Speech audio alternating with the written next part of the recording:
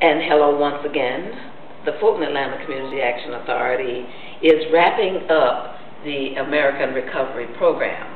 Many of you have sought help and have received assistance with your utilities, your mortgage, preventing eviction, and other kinds of needs that have come up because of the job losses in America. As we wind down, we want to make sure that you take advantage of this program, particularly the Energy Assistance Program, which has been going on since November of 2009. We want you to make sure that you come in, get the help that you need, so that this money does not go back. We do not want to send any of it back.